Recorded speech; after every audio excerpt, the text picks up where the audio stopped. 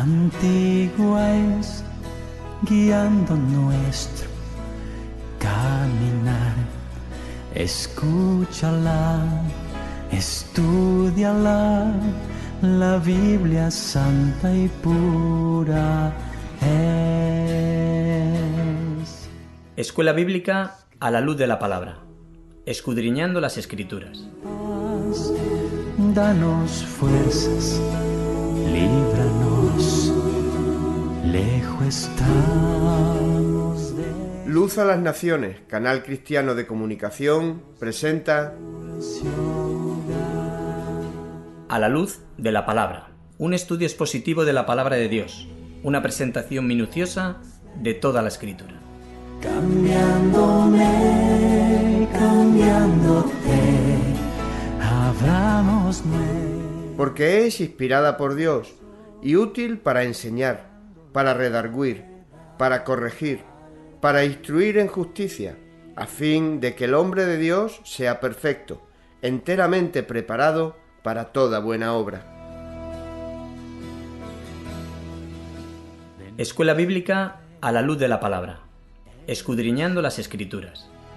Heredado en esta edad, con sacrificio nos la dio Jesucristo, Hijo de Dios. Carta del apóstol Pablo a los Colosenses, por José Manuel Monjero. El misterio que había estado oculto desde los siglos y edades, pero que ahora ha sido manifestado a sus santos, a quien Dios quiso dar a conocer las riquezas de la gloria de este misterio entre los gentiles, que es Cristo en vosotros, la esperanza de gloria. Santa Biblia, luz verdad, cambiándome, cambiándote, abramos nuestro corazón, dejando la verdad impartir. El otro día estuvimos hablando sobre Colosenses, cuando hace mención a hacer morir lo terrenal en vosotros. Bueno, pues estos días he estado leyendo este libro y me gustaría comentar algunas cosas.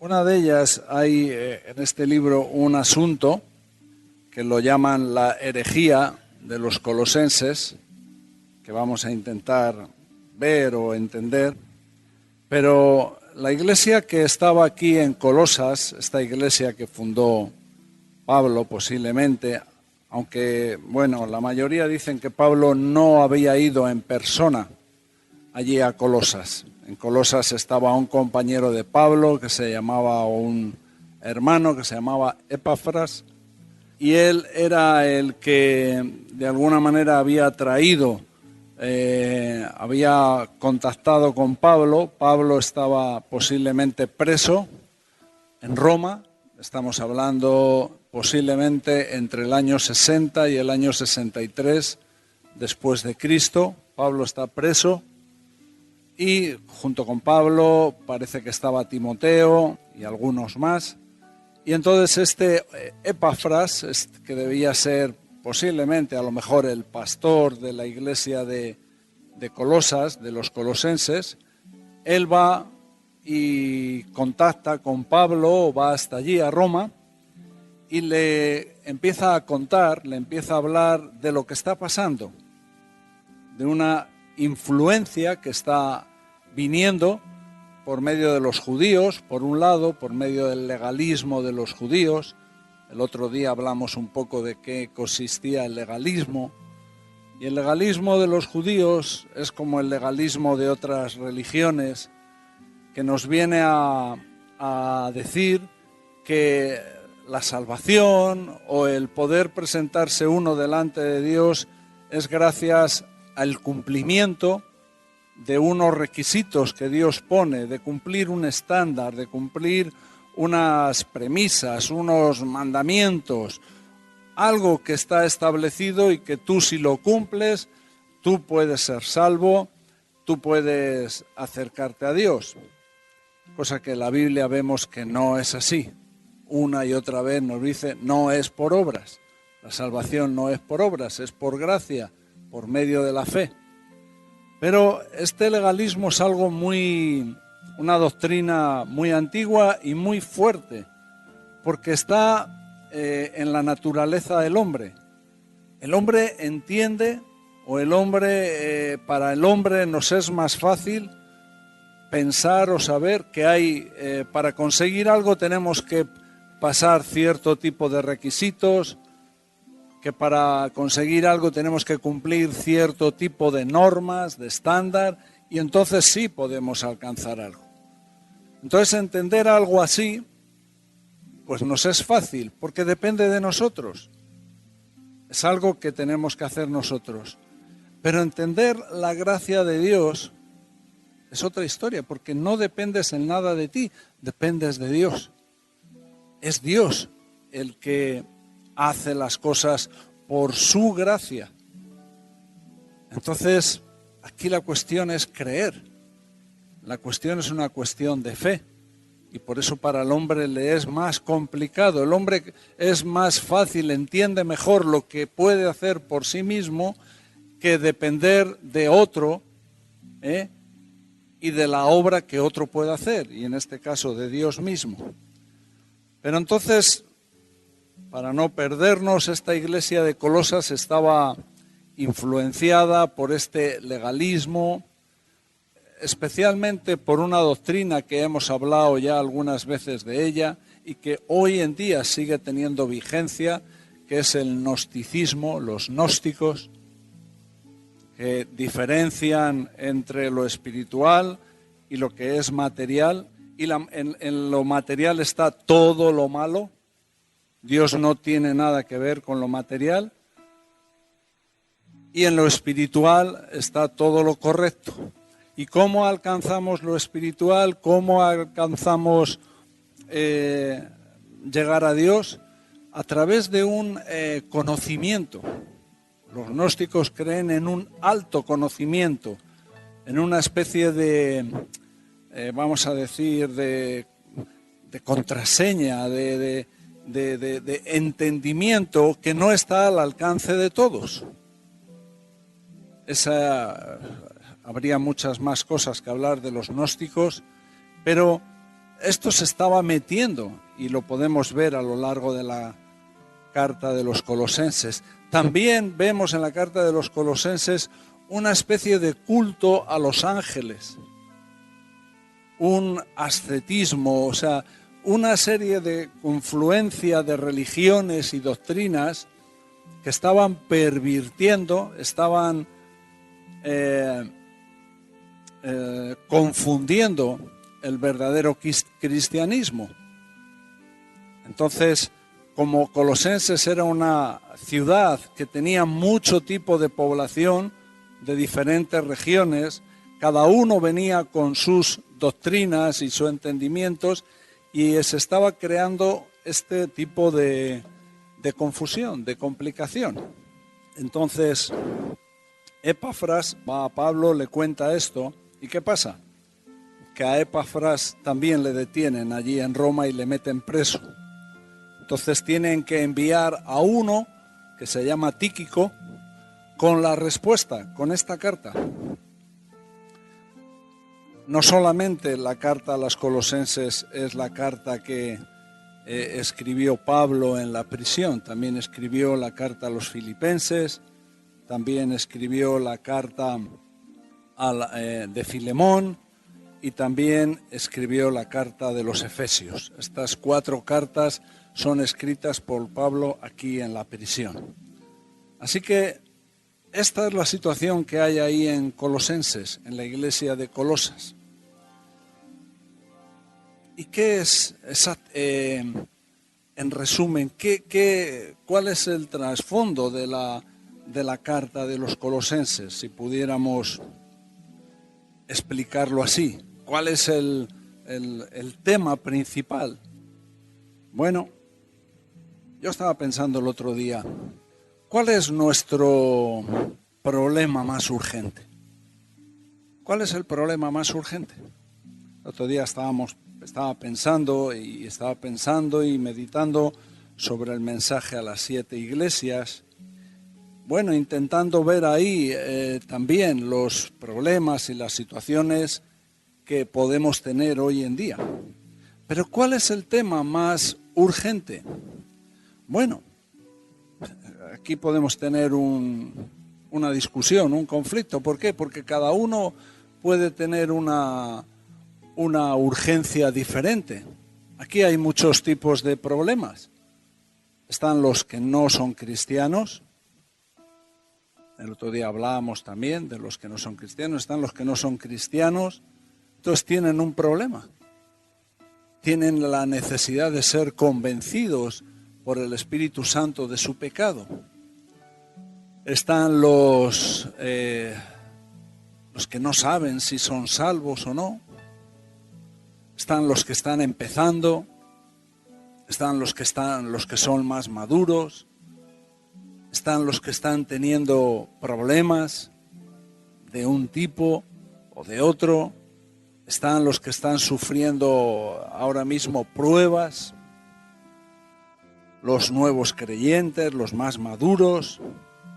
Están los que están teniendo problemas personales, los que tienen problemas con su matrimonio, los que tienen problemas con su familia, los que tienen problemas con la justicia o con la sociedad. Entonces, aquí habría que pasar consulta uno por uno y tratar de ver cómo responder a esa urgencia que cada uno tiene. Pero ¿qué te encuentras aquí en la carta de los Colosenses? ¿Qué es lo que presenta Pablo de una manera especial en esta carta a los Colosenses? Lo que Pablo presenta en esta carta a los Colosenses es la suficiencia de Cristo. Cristo es suficiente. No necesitamos a Cristo y a otra cosa. Cristo es suficiente, solamente Cristo. Realmente lo que necesitamos es a Cristo. También aquí presenta la supremacía de Cristo, su lugar más alto. No hay otro como Él. La supereminencia, la plenitud.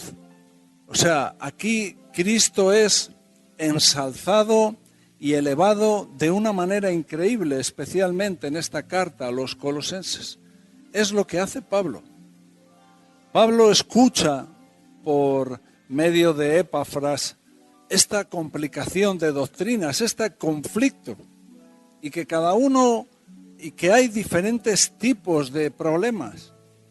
Unos están pensando de una manera, otros están confundidos en la adoración de los ángeles. Unos están influenciados por sutilezas, huecas sutilezas y falsas doctrinas. Hay un lío. Entonces, Pablo, ¿qué hace? No, especialmente aquí, no se pone a dar respuesta a cada una e intenta ver, desbancar ese tipo de doctrinas o intenta echarlas abajo, sino que él lo que hace es elevar a Cristo, ensalzar a Cristo, hablar de Cristo. Cristo es suficiente, no hay otro como Él. Él es la imagen del Dios invisible, el primogénito de toda creación, porque en Él fueron creadas todas las cosas, las que hay en los cielos, las que hay en las tierras, en la tierra, visibles e invisibles, sean tronos, sean dominios, sean principados, sean potestades. Todo fue creado por medio de Él y para Él. Y como este versículo, más cosas podemos ver en la carta a los Colosenses. Cristo es ensalzado sobremanera. Cristo es predicado en esta carta a los Colosenses. A los no creyentes, Cristo es la respuesta. Cristo es el que te puede perdonar, el que puede cambiar tu vida. A los que están empezando. Bueno, Cristo es el instrumento, Cristo es por el cual tu vida puede ser santificada, puede ser usada por Dios para propósitos increíbles. Cristo es el que nos perdona, Cristo es el que nos exalta, Cristo es ensalzado y predicado en esta carta a los colosenses. Esta carta a los colosenses, sobre otra cosa, habla de la gloria de Cristo, de su gloria. Para los que quieren tener un ministerio, para los que quieren tener una responsabilidad, para los que anhelan obispado o anhelan una carga en la obra de Dios. Aquí en la carta de Colosenses es cuando nos dice que todo lo que hagamos, lo hagamos para el Señor, no para el hombre, sino para el Señor. Leemos en el capítulo 1, versículo 1. Pablo, apóstol de Jesucristo, por la voluntad de Dios, y el hermano Timoteo. Bueno, vemos que en estas cartas que escribían antiguamente, el que escribía ponía su nombre al principio. Hoy en día se pone al final. Pero bueno, Pablo está diciendo apóstol de Jesucristo. El ser apóstol de Jesucristo, la palabra apóstol tiene como significado el enviado. Es como un representante, es como un, vamos a decir, como si Cristo mismo estuviera predicando ahí. Aquí tenemos que ver que Pablo está tratando con autoridad los problemas de una iglesia que está a miles de kilómetros y él está preso en Roma. Y Pablo está tratando los asuntos y las complicaciones que están en esta población, en Colosas. Y entonces lo que está haciendo Pablo es decir, mira, esto no es una manera de pensar. Bueno, yo lo veo así. O yo pienso que a lo mejor este asunto le podíamos tratar de esta manera. No, Pablo dice, yo que soy enviado de Jesucristo, porque él recibió esa, vamos a decir, comisión, esa misión, de ser llamado para predicar a los gentiles. Él está hablando aquí a los colosenses, y les dice esto, yo que soy un enviado de Jesucristo, un representante, quiere decir que lo que voy a decir tiene que ver no con mi manera de ver las cosas, sino con la manera de Cristo. Está como un embajador. Un embajador cuando está en un país no habla de sus propias opiniones. Es como si el presidente de ese país estuviera opinando o hablando. Así que Pablo aquí está tratando estos asuntos como si fuera Cristo mismo. Y lo hace a propósito para que la gente lo tomen como un asunto de autoridad. Aquí está viniendo el Rey de Reyes, la palabra del Rey de Reyes y del Señor de Señores para tratar estos problemas que tenemos aquí. A los santos y fieles, versículo 2, en Cristo que están en Colosas. A los santos y fieles hermanos en Cristo que están en Colosas. Gracia y paz sean a vosotros de nuestro Señor, de nuestro Padre y del Señor Jesucristo. A los santos y fieles hermanos en Cristo que están en Colosas. Bueno, ya hemos explicado cuál era la situación de esta ciudad.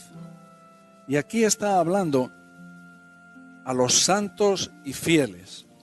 Está hablando a los cristianos de allí, de Colosas. Les está haciendo entender de cuál es el error que se está cometiendo, que están empezando a abrir puertas a algo que no es correcto. Pero cuando habla de los santos, está hablando de, no está refiriéndose a personas que tienen una calidad moral intachable, o sea, que son santos en su manera de ser o en su manera de vivir. La palabra santo muchas veces en la Biblia está puesta en cuanto a la posición. Por ejemplo, cuando pensamos en el tabernáculo, las cosas que estaban allí eran santas.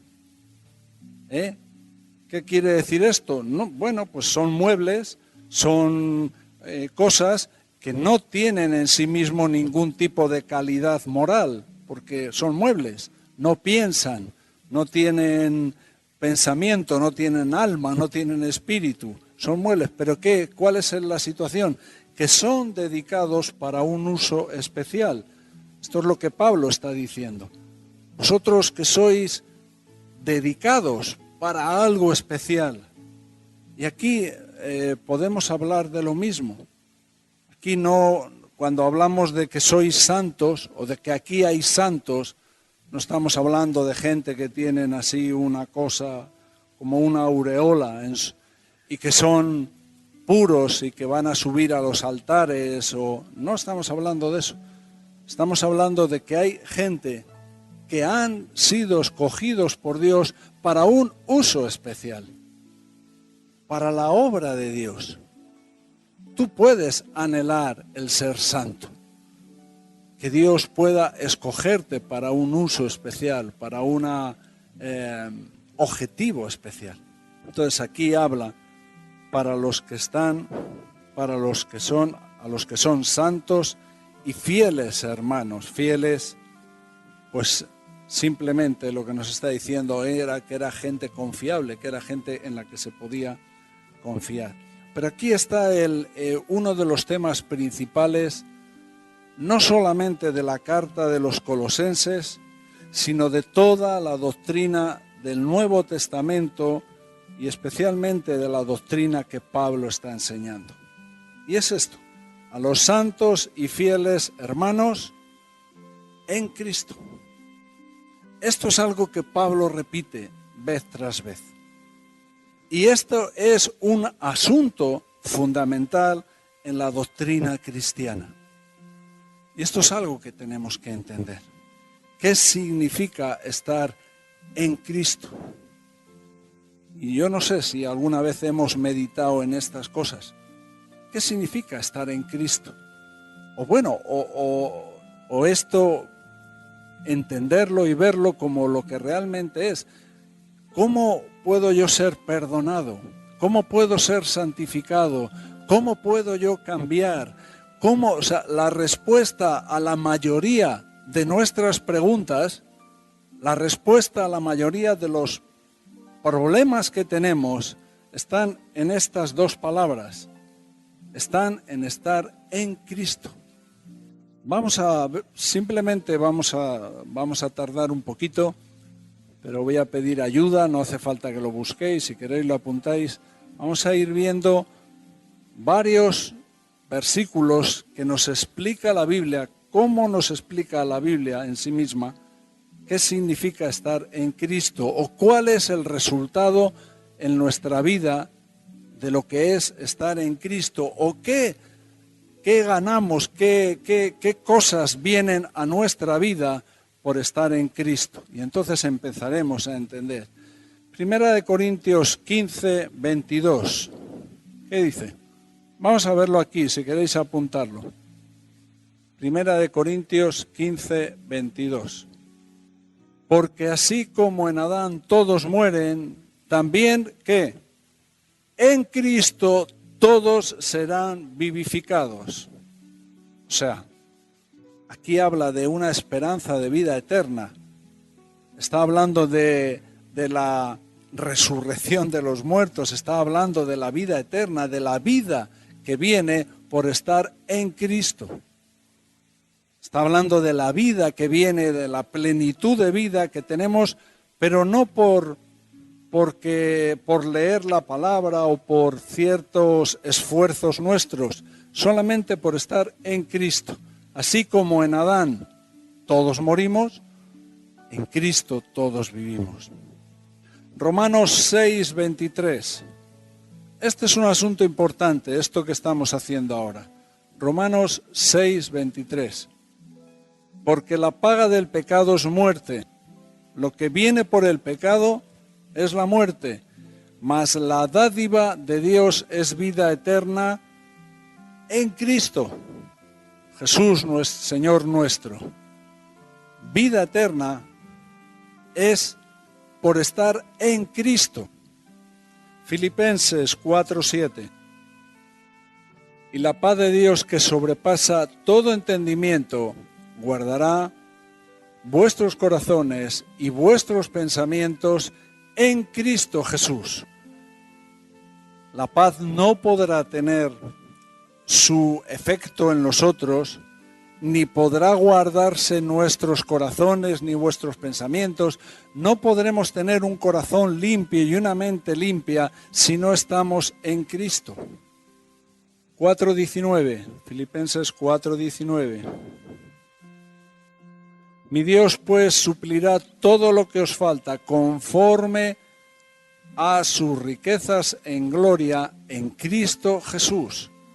¿Dónde tenemos todo lo que necesitamos? En Cristo. En Cristo, no en ningún otro sitio, no en ninguna otra situación, esfuerzo, doctrina, ni nada. Es en Cristo. Primera de Corintios, capítulo 1, versículo 2. A la iglesia de Dios que está en Corinto, a los santificados en Cristo Jesús, llamados a ser santos con todos los que en cualquier lugar invocan el nombre de nuestro Señor Jesucristo, Señor de ellos y nuestro. Santidad en Cristo. Segunda de Corintios 1:20. Porque todas las promesas de Dios son en Él sí y en Él amén, por medio de nosotros para la gloria de Dios. Porque todas las promesas de Dios en Él son en Él sí y en Él amén. O sea, el cumplimiento de todas las promesas es en Cristo. Efesios capítulo 2, versículo 6. Y juntamente con Él nos resucitó y asimismo nos hizo sentar en los lugares celestiales con Cristo Jesús. Juntamente con Él nos resucitó y asimismo nos hizo sentar en los lugares celestiales con Cristo Jesús.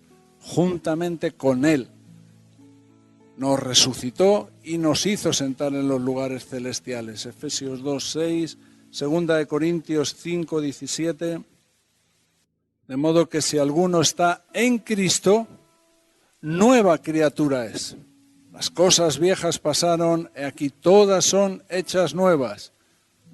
De modo que si alguno está en Cristo. Efesios capítulo 1, versículo 7. En quien tenemos redención por su sangre, el perdón de pecados según las riquezas de su gracia. En Cristo tenemos redención por su sangre, el perdón de pecados según las riquezas de su gracia. Segunda de Corintios 5, 21. Al que no conoció pecado, por nosotros lo hizo pecado, para que nosotros fuésemos hechos justicias de Dios en Él. Nosotros somos hechos justicia de Dios no por nuestro esfuerzo, no por nuestra justicia, no por nuestra disciplina, sino en Él. Romanos 8, versículo 38 y 39. Por lo cual estoy seguro de que ni la muerte, ni la vida, ni ángeles, ni principados, ni potestades, ni lo presente, ni lo porvenir, 39, ni lo alto, ni lo profundo, ni ninguna otra cosa creada nos podrá separar del amor de Dios, que es en Cristo, Jesús, Señor nuestro, donde tenemos completa seguridad de que no vamos a ser separados, ni movidos, ni influenciados por nada, es estando en Cristo. Efesios 1:4. Según nos escogió en Él antes de la fundación del mundo, para que fuésemos santos y sin mancha delante de Él. Si somos escogidos en Él. Y aquí se explica parte de la doctrina que hay a veces y de las confusiones con el calvinismo y con el arminianismo. Somos escogidos en Él. Segunda de Timoteo 1:9. Con este acabamos. Quien nos salvó y llamó con llamamiento santo, no conforme a nuestras obras, sino según el propósito suyo y la gracia que nos fue dada en Cristo Jesús, antes de los tiempos de los siglos. Y esto es para meditar. Nos salvó y nos llamó con llamamiento santo, no conforme a nuestras obras, sino según el propósito suyo y la gracia que nos fue dada en Cristo antes de los tiempos de los siglos. No vamos a explicar todo, solamente lo que quiero ver es que tanto nuestra salvación como nuestro llamamiento están en Cristo. No es cuestión de hombres. Entonces, creo que hemos visto suficientes versículos para poder ver todo lo que alcanzamos, todo el beneficio, toda la doctrina que nos favorece y nos es favorable por estar en Cristo. Ahora, igual alguno se está preguntando, ¿vale? ¿Y cómo yo puedo estar en Cristo? Bueno, hay dos partes en esto. Vamos a decir, hay una parte que es única y exclusivamente de Dios, que dice Primera de Corintios capítulo 1, versículo 30. Primera de Corintios 1, versículo 30. Mas por Él estáis vosotros en Cristo Jesús, el cual nos ha sido hecho por Dios sabiduría, justificación, santificación y redención. Mas por Él estáis vosotros en Cristo Jesús. Es una obra de la gracia de Dios, de la misericordia de Dios. Es una obra de Dios la posibilidad de que nosotros podamos estar en Cristo. Así que es algo que podemos anhelar, que podemos orar por ello, pero es una obra de Dios lo que significa estar en Cristo. Y hay una parte que tiene que ver un poquito más con nosotros, está en Efesios capítulo 3, versículo 17. Para que habite Cristo por la fe en vuestros corazones, a fin de que arraigados y cimentados en amor, sigue el versículo, pero bueno, aquí lo vimos. Para que habite Cristo por la fe en nuestros corazones, es a través de la fe. Es una obra de Dios, es Dios el que nos permite la posibilidad de que nosotros podamos estar en Cristo. Cristo ya no es no es un personaje de la historia. Cristo ha dejado de ser alguien que hemos visto en las películas o que recordamos los días de Navidad o de Semana Santa o al que se le reza o se le pone velas. Cristo no está fuera. La clave del cristianismo y especialmente de la doctrina que aquí Pablo nos presenta, de la doctrina del Nuevo Testamento y que aquí en Colosenses lo vemos muy claro, es estar en Cristo.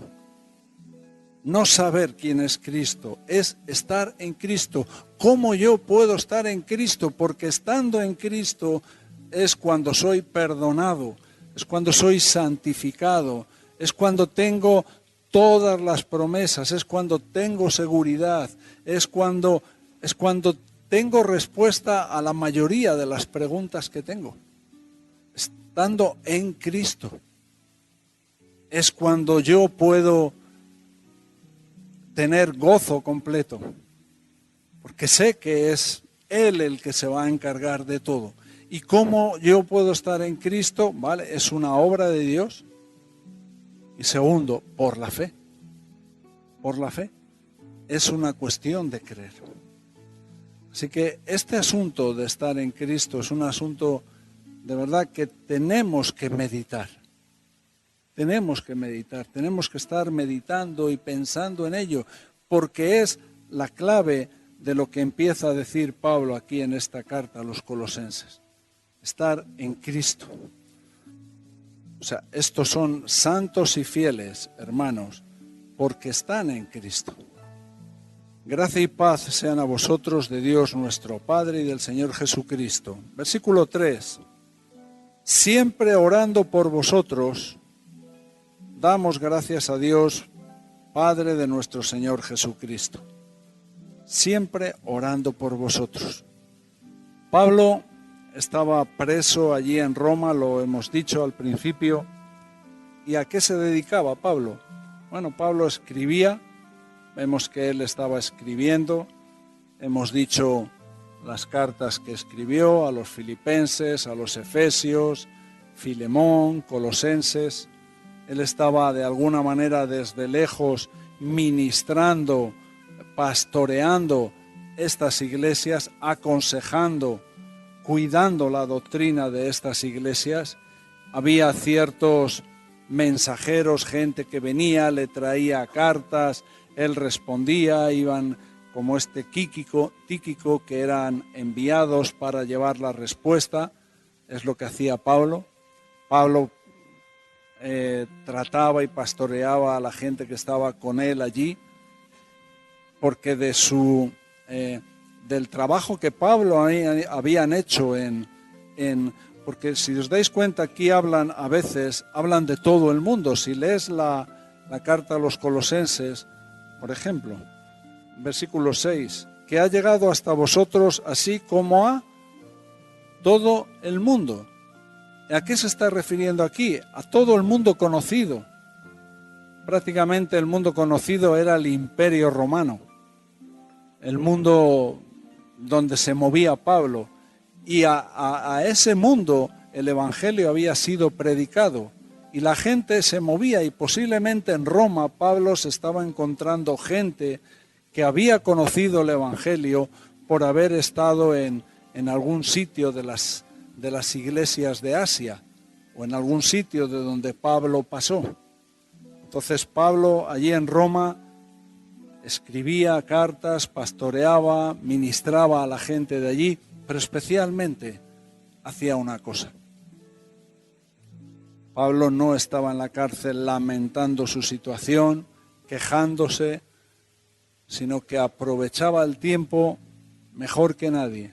Ya hemos dicho parte de lo que hacía, pero especialmente lo que dice aquí el versículo 3 era su ocupación principal. Siempre orando por vosotros. Siempre orando. He dicho que posiblemente Pablo no había estado nunca en Colosas.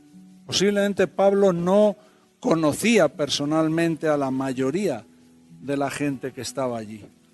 Pero eso no era un problema para que Pablo llevara un peso, una carga espiritual por la iglesia de Colosas. Así que Pablo se dedicaba a orar, no de vez en cuando.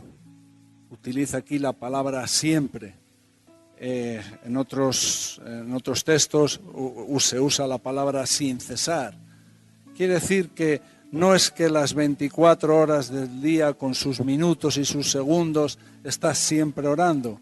Quiere decir que siempre está ese peso, esa carga, que no se quita, que no es que un día está orando por ellos y ya me olvidé. No, constantemente está esa carga.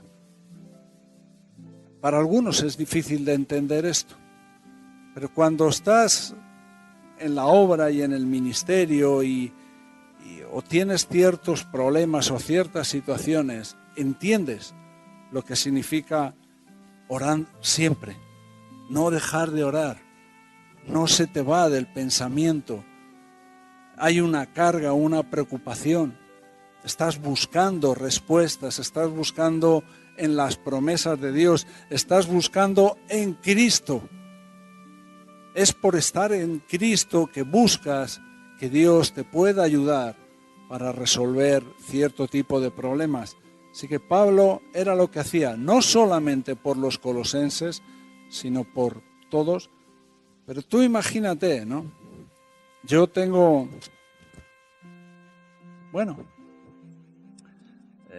no sé cómo decirlo, satisfacción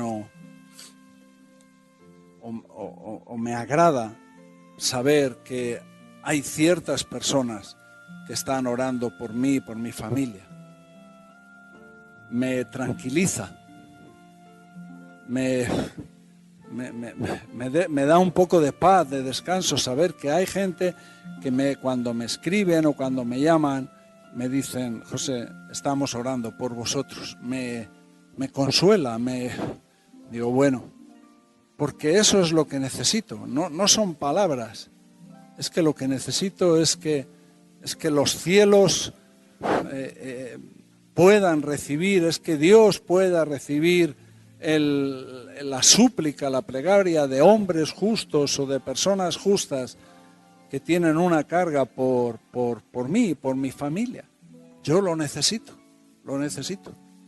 Es más que a veces parece que se hace como una manera de hablar. Bueno, sí, ora por mí. Mira, eso es un asunto serio. Es un asunto serio. Y sería un asunto muy serio que hubiera gente en esta iglesia, creo que lo hay, pero que hubiera mucha gente que decidieran tomar ese ministerio. Bueno, yo no puedo hacer portes, no puedo hacer la mecánica porque no sé, o no puedo hacer otras cosas, pero puedo orar por vosotros, puedo orar por estos chicos, puedo orar por los que están aquí, que tomen una responsabilidad, una carga de oración por los problemas y las situaciones que tienen muchas personas. Ese sería uno de los mejores ministerios que puede haber en la iglesia. Y ahora tenemos un local un poquito más decente, más limpio, pero eso no nos va, porque es más blanco y tiene más luz, no quiere decir que hay más vida espiritual. La vida no depende de estas paredes, depende de la gente que tome compromisos de orar. Ojalá haya gente que asuma esa responsabilidad. Tú sabes lo bueno que sería saber que estás en la lista de oración de Pablo, saber que Pablo, el apóstol Pablo, está siempre orando por ti. ¿O pasarías eso de largo y dirías, bueno, es la manera de hablar de los cristianos? No, un hombre justo está con una carga por ti. Los colosenses debían estar agradecidos, muy agradecidos de que Dios hubiera puesto la carga de orar en una persona como Pablo. Y insisto, ojalá haya gente aquí que tome ese compromiso, que tome ese compromiso. Esa sería una de las responsabilidades, de los trabajos más importantes y que más rendimiento traerían a la iglesia, que más bien nos haría. Yo necesito estar en la lista de oración de todo el que pueda. De todo el que me diga, tengo una lista de oración, por favor decírmelo para que me apuntéis. Porque necesito estar en Cristo y recibir todo el beneficio de lo que significa estar en Cristo. No solamente, además, Pablo empezaba la carta diciendo, apóstol de Jesucristo, uno enviado por Jesucristo. ¿Quién es uno enviado por Jesucristo? ¿Quién es un apóstol? Aunque hoy en día Yo no creo que existan los apóstoles. Los apóstoles fueron gente que fueron enviados por Cristo mismo, testigos de la muerte de Cristo.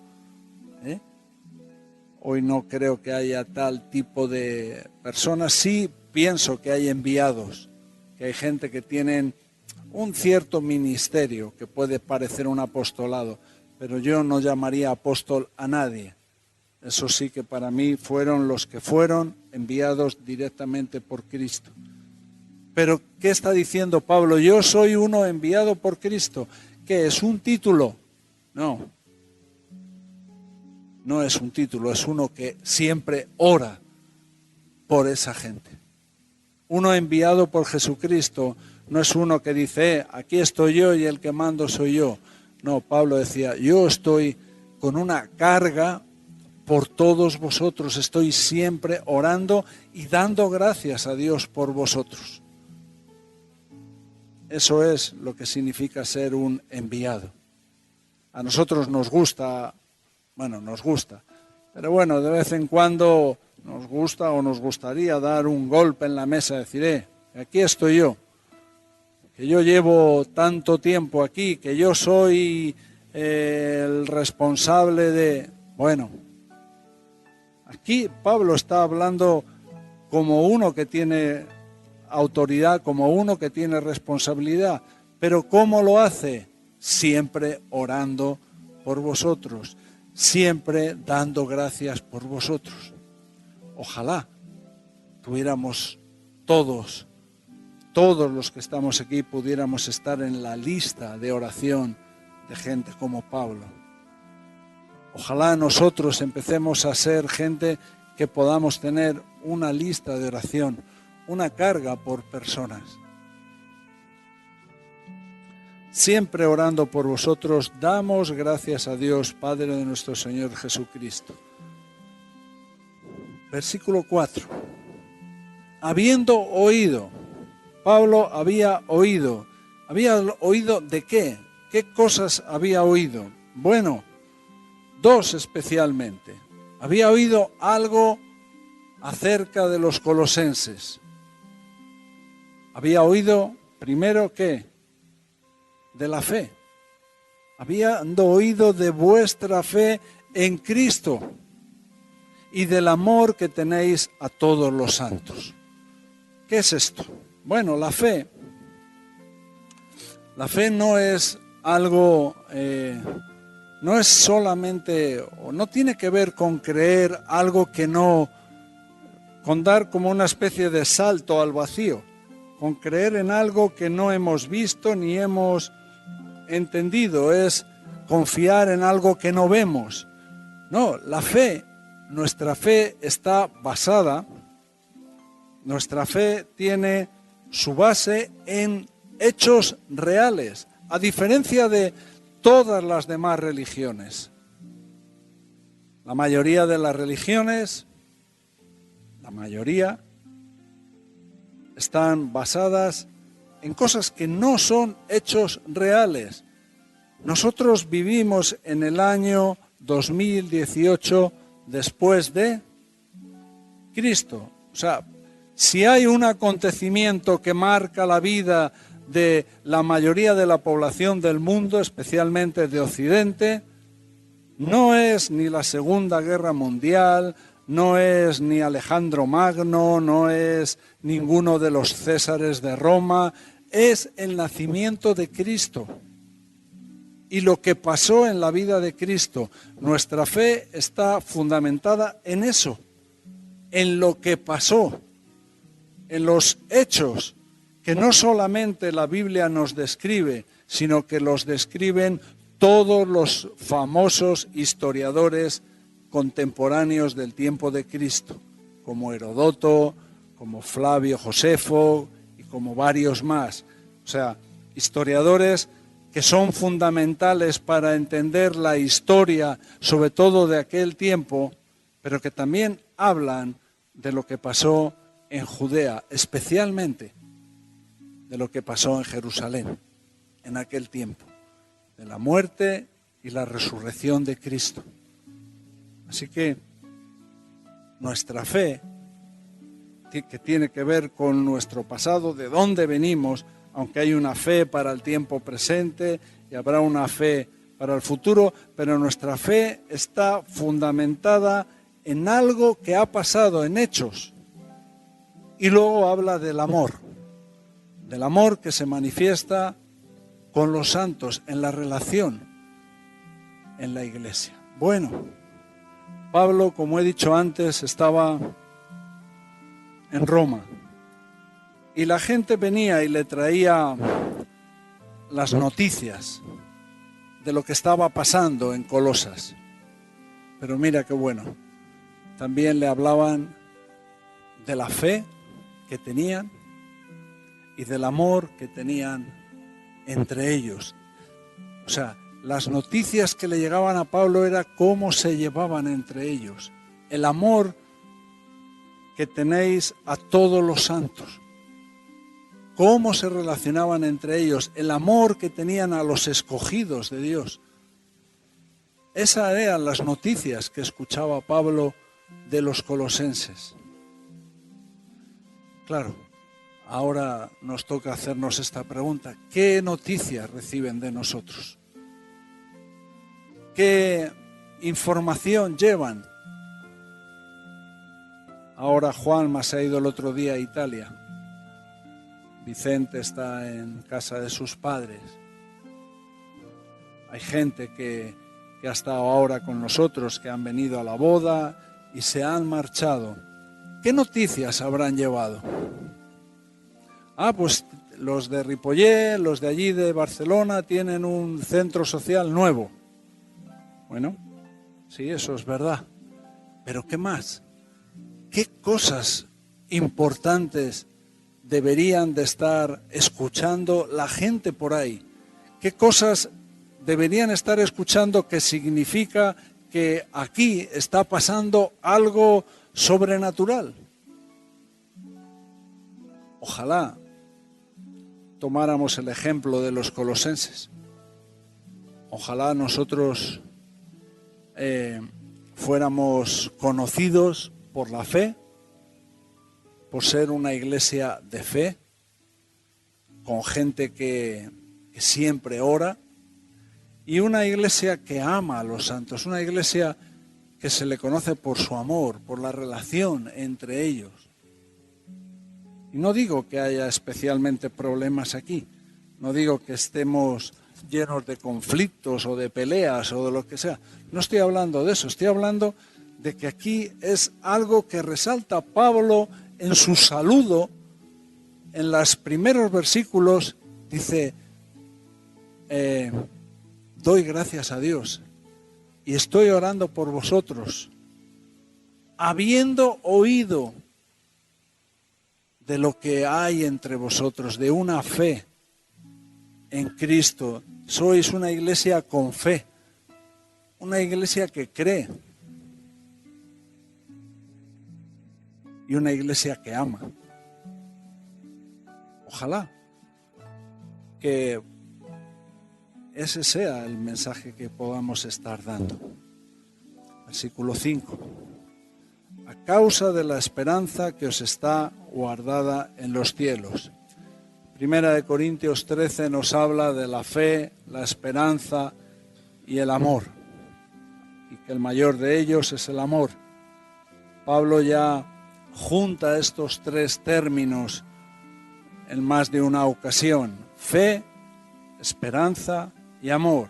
Aquí lo enumera de otra manera: fe, amor y esperanza. Pero hace como una especie de trinidad, de trío de estos asuntos fundamentales en la vida del cristianismo, como estas tres cosas que tienen que ser la identidad de una iglesia. Una iglesia tiene que verse por su fe, por su amor y por su esperanza. Una iglesia tiene que verse porque está basada en cuestiones, en hechos que han sucedido, en lo que Cristo ha hecho, en la relación que tienen entre ellos y en que tienen una esperanza de que Cristo va a volver, una esperanza en el retorno de Cristo, una esperanza en la segunda venida de Cristo. Esas son las señas fundamentales de identidad. Este es el saludo de Pablo. Siempre orando por vosotros, damos gracias a Dios, Padre de nuestro Señor Jesucristo, habiendo oído de vuestra fe en Cristo Jesús, del amor que tenéis a todos los santos, a causa de la esperanza que os está guardada en los cielos. Si no tuviéramos una esperanza correcta, no tendríamos fe ni amor.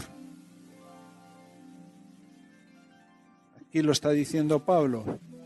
Habiendo oído de vuestra fe en Cristo Jesús y del amor que tenéis a todos los santos, a causa de la esperanza que os está guardada en los cielos, de la cual ya habéis oído por la palabra verdadera del Evangelio. El otro día dijimos, y vuelvo a repetir, que tenemos una necesidad. Y la necesidad, da igual cómo se llame o del tipo que sea. Tenemos una necesidad y cada uno puede tener la suya propia. Pero toda la verdadera necesidad que tenemos y que tiene que ver o que tiene que ser solucionada por estar en Cristo, la única manera que podemos animar a la gente es a confrontarles con la palabra de Dios, exponer la palabra de Dios. Ese es el trabajo de una iglesia. Ese es el ministerio que tienen los pastores, los cristianos, ese es nuestro ministerio, exponer la palabra de Dios. Yo no voy a poder convencer a nadie de lo que tiene que hacer o de lo correcto. Yo por mi capacidad no lo voy a poder hacer nunca, pero sí puedo exponer la palabra de Dios y que sea la palabra de Dios a través del Espíritu Santo el que convence. Exponer la palabra de Dios para que la gente pueda identificar su necesidad, su problema en la palabra, como estamos haciendo hoy. Estamos hablando de una iglesia que está sufriendo dificultades, que está con mucho tipo de doctrinas que se están metiendo, que están confundiendo, una confusión muy grande y muy grave. ¿Y qué hace Pablo? Predicar el Evangelio y ensalzar la figura de Cristo. Es predicar a Cristo. ¿Porque otra cosa qué? Eso es lo que tenemos que hacer.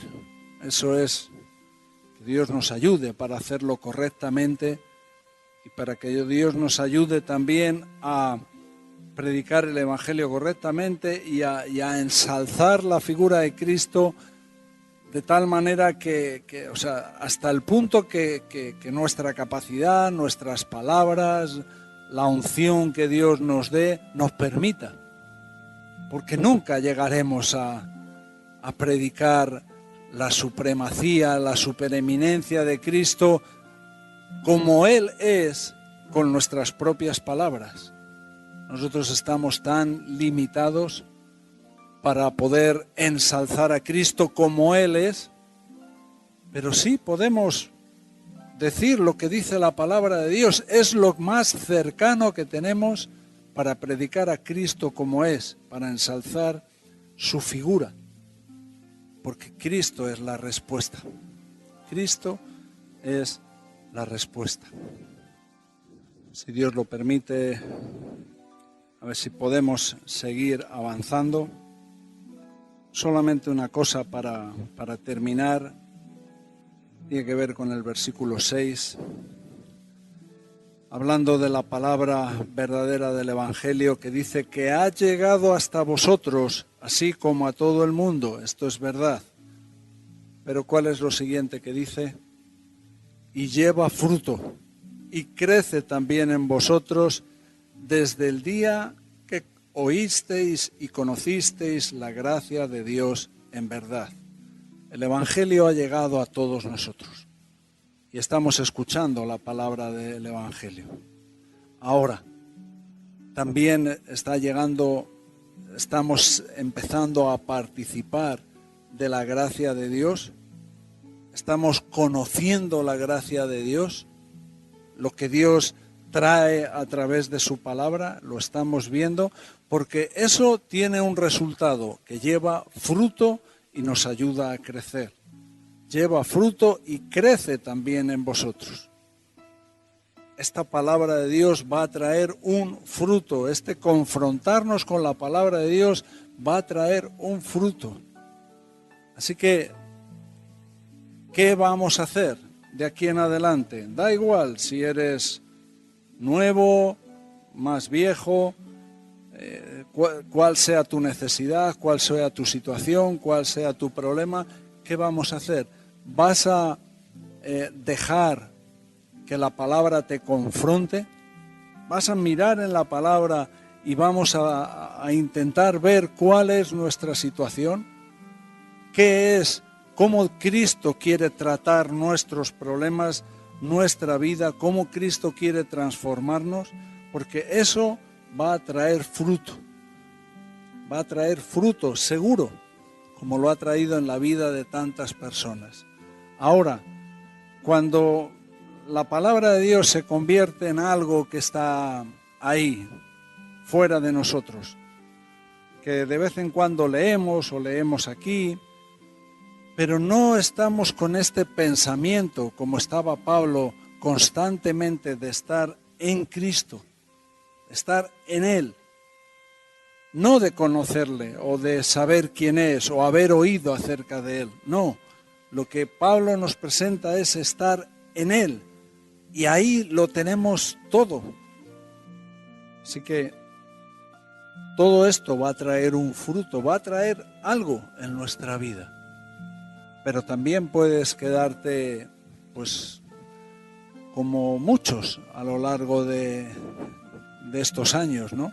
Como espectadores, mirando a ver de qué es lo que pasa por aquí, pero no teniendo ningún interés porque Dios pueda hacer una obra en sus vidas. Esperemos que no sea así. Yo esta vez sí que vamos a poner tarea para esta semana y os voy a pedir que leáis el libro de Colosenses por lo menos 3 veces. 3 veces, son 4 capítulos, es muy cortito. Pueden leer las 3 veces en un cuarto de hora o menos. Pero bueno, que lo leáis esta semana y que meditéis en él, porque hay mucha riqueza y si Dios permite intentaremos seguir hablando de este libro de Colosenses hasta lo que Dios nos permita.